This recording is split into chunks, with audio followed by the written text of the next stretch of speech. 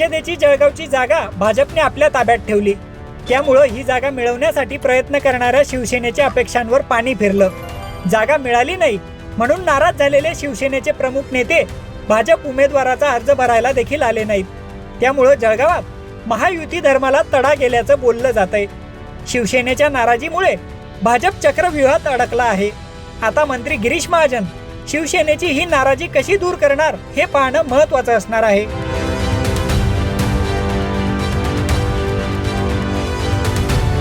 जळगावची जागा वर्षानुवर्ष भाजप लढवत आहे। मात्र यावेळी युतीत शिवसेना आग्रही होती।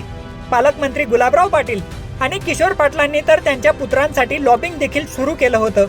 पण जागा वाटपाच्या तहात भाजपाने बाजी मारली। या जागेवर भाजपच्या उमेदवारीची माळ जिल्हा परिषदेचे माजी उपाध्यक्ष नंदकिशोर महाजन यांच्या गळ्यात पडली। दिल्लीतल्या पक्षश्रेष्ठींनी उमेदवारी देताना धक्कातंत्र राबवलं।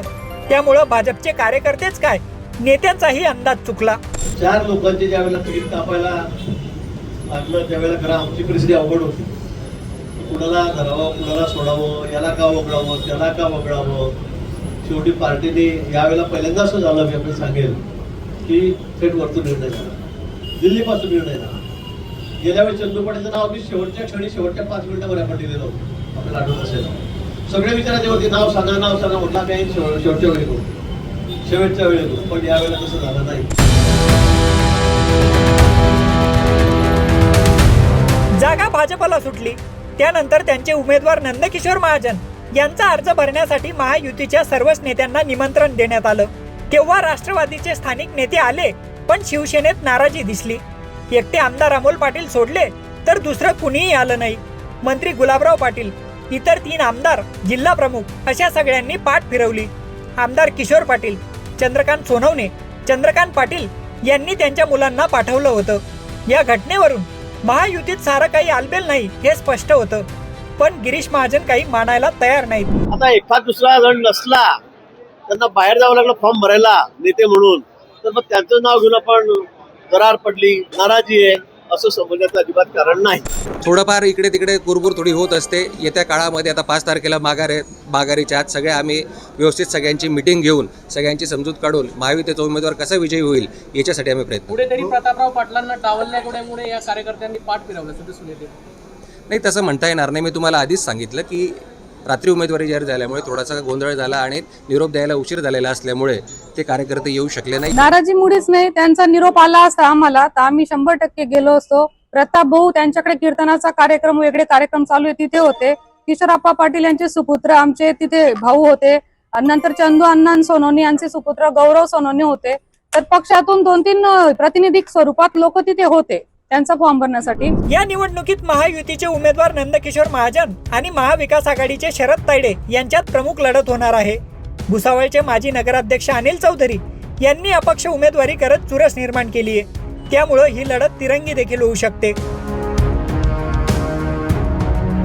विरोधकांना खातं सुद्धा उघडता येणार नाही।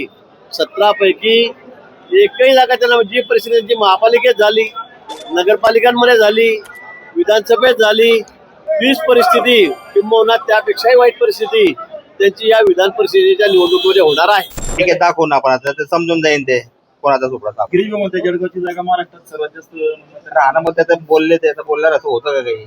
पाहू आता इलेक्शन झाल्यावर समजेल। पण मी आता अगोदरच सांगितलं की संजय सावकर तो महाशक्तीचेच होते पण त्यांची मिसेस पडली ना भुसावळमध्ये। काही तसं काही नसतं। ही जे मतदार असतात, मतदार राजे, हे कोणाला आशीर्वाद देतील आणि काय घडेल हे तुम्ही आम्ही कुणीच सांगू शकत। महायुतीत शिवसेना नाराज आहे। अर्ज दाखल करताना ते स्पष्टही झालं। तरी भाजपला टेन्शन नव्हतं। पण शिवसेनेच्या दोघांनी शेवटच्या क्षणी बंडखोरी करत अर्ज भरले। त्यामुळे मोठा ट्विस्ट तर निर्माण झालाच, पण महायुतीतले मतभेद चव्हाट्यावर आले। मी बंडखोरी करून महिला आघाडी माझ्या सोबत आहे म्हणून मी त्यांच्या आशीर्वादाने आणि त्यांच्या साथ असल्यामुळे मी हे फॉर्म भरलेला आहे। आता ज्या भुसावळमध्ये नगरपालिकेच्या निवडणुका झालेल्या होत्या त्यामध्ये आमची शिवसेना भारतीय जनता पार्टीची भुसावळमध्ये युती असताना सुद्धा मी माझी पत्नी ज्या वार्डातून उभी होती त्या वार्डात भारतीय जनता पार्टीने अपक्ष उमेदवार उभा केलेला होता। त्यामुळे मी सुद्धा आज जरी वरतून शिवसेना भाजपाची युती असली तरी सुद्धा मी इथे अपक्ष उमेदवारी माझी भरलेली आहे.